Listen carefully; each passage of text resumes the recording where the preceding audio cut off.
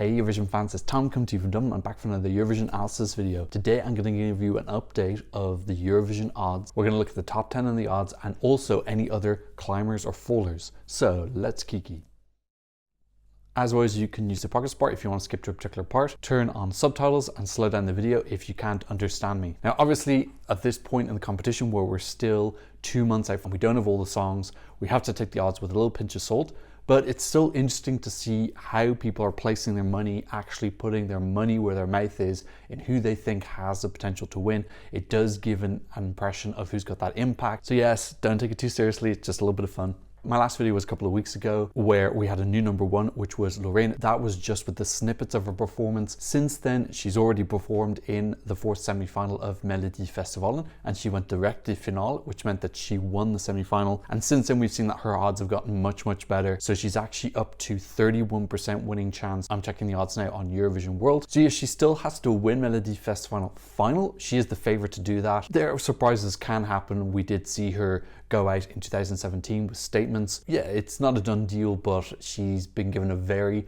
favorable draw in the final and her main rival has been given a very unfavorable draw. Definitely she is supported. Second place now, we've had a swap between Ukraine and Finland. Finland very gradually moved up. Around 3 or 4 days ago, they overtook Ukraine. It's only by a very, very small margin, but again, this is another song that since my last video, Karja has been chosen for Finland. We already saw his stage show. It was looking really fun and exciting. Plus, it's going to be probably elevated for the Eurovision stage, cleaned up just a tiny bit, get a couple of camera angles better, and a bit of organization of the dancers. But yes, this is one that I think we all assume will do extremely well the televote. I think it's probably going to win the televote, or unless Ukraine gets a gigantic televote again this year.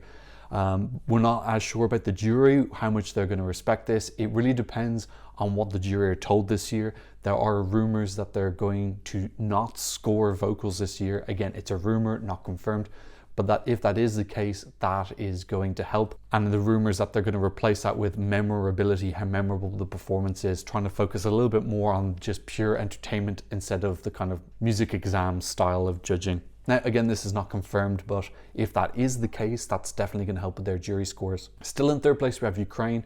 I really like this song. I do understand that some people are quite frustrated that it's so high in the odds. I think that's just people realistically looking at last year, how gigantic the televote was, and assuming that support for Ukraine is still very large. People are expecting a large televote again. Personally, I'll be really sad if there isn't a large televote for Ukraine this year, because it might give the impression that support for Ukraine is waning, which I really don't want to happen. So my ideal scenario is they get another gigantic televote again, this huge wave of support, but maybe that it's not enough to win the entire competition, because I don't think it's a winning song.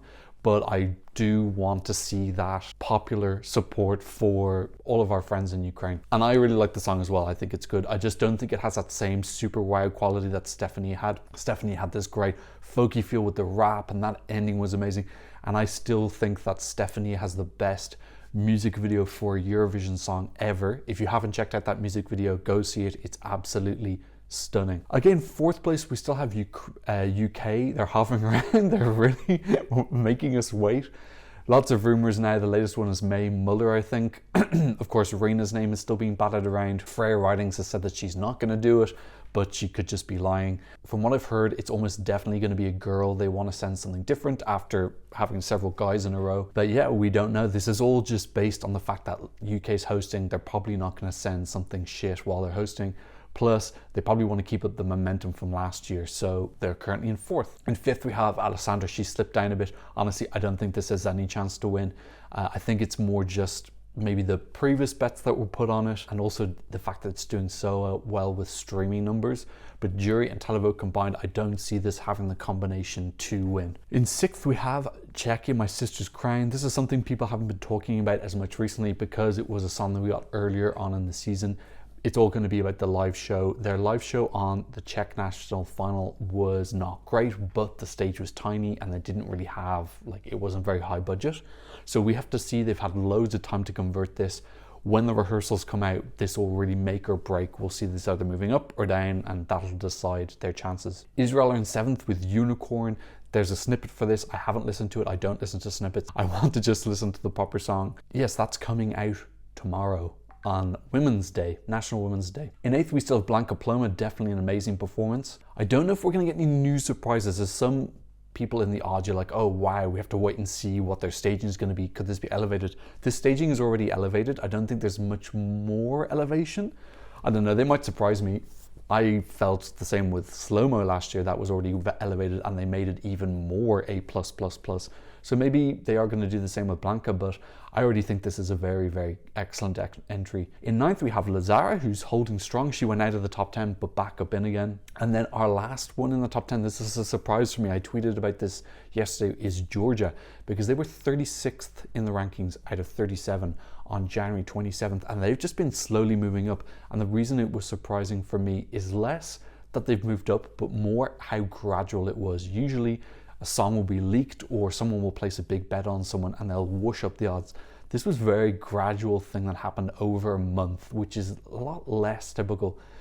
Another possibility that someone replied to me on Twitter with is that just other songs have just gone down.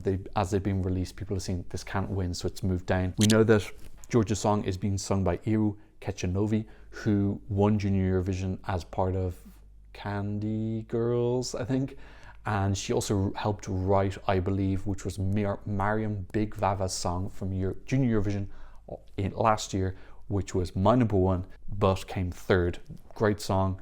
I think a lot of us are optimistic that this is Georgia qualifying for the first time since 2016. Okay, I'm not going to go through everyone else. Let's just pick out some key ones. Switzerland have just released their song today. They're sitting strong at 13th. Usually the quickest odds to change is Betfair Exchange. I'm not sponsored or affiliated with them, because you can bet against people with that. So that's the one that tends to change the quickest, and they're pretty much sitting in the same place. Another one to watch out for is Austria, Taya and Selena, Who the Hell is Edgar, which is going to be released tomorrow morning.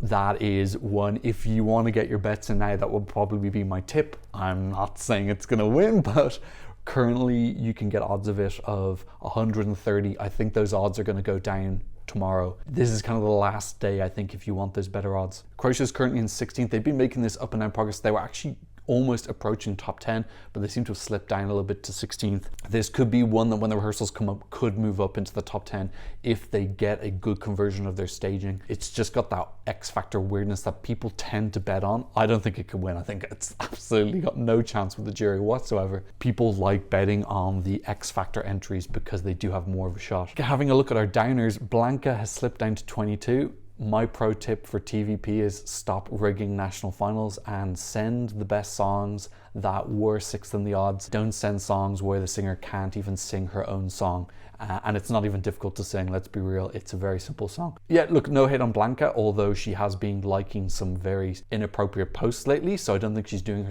herself any favors. If the other odds sites get in line with that, she will fall further. That should put her around 28th or so. So this is really plummeted, and yeah, this is going to send a strong message to TVP this year. If this doesn't qualify, that they need to really just get themselves in order. Still no news on Azerbaijan's song. They're sitting in 21st. Once we get some info, that might move a little bit. I still think Joker out at 29th with Carpe Diem is absolutely scandalous. That should not be that low. I get how it's not really a winner. Like if you could bet on it to be top 10, I think that would be way up high because that is plausible. Maybe winning is not so feasible and that's why, but I still think 29th is a little bit harsh. And if we go down to the very bottom, Albania in last. They tend to live in last. They're usually the first to release their song. They weren't this year, but usually they are. And they usually live in last place for most of the season. The revamp is coming. Apparently it's been recorded in Istanbul and it'll have some Eastern influence in it. That's all that I have heard so far. I hope that's true because this needs a massive improvement. I think the main thing is kick your family out. You know, I really do think they're dragging her down unless they can work it into the staging, but it just looks really cheesy. It just doesn't work unless they can come up with some incredibly clever idea and how to incorporate the family. I think that they need to rethink that concept. Okay, that is the top 10 in the odds and the movers and the shakers. Let me know if you've placed any bets. I don't bet on Eurovision because I don't like having that conflict when I'm watching the final of rooting for my favorites but then also rooting for who I've bet for, and the disappointment of that. I don't do that anymore. I did it up until around 2015 and then I stopped. But I still like looking at the odds. It's just something a little bit fun. Alright, let me know what you think in the comment section down below. Don't forget to give me a thumbs up, and thanks so much for watching. I'll see you in another Eurovision analysis video very soon. Goodbye.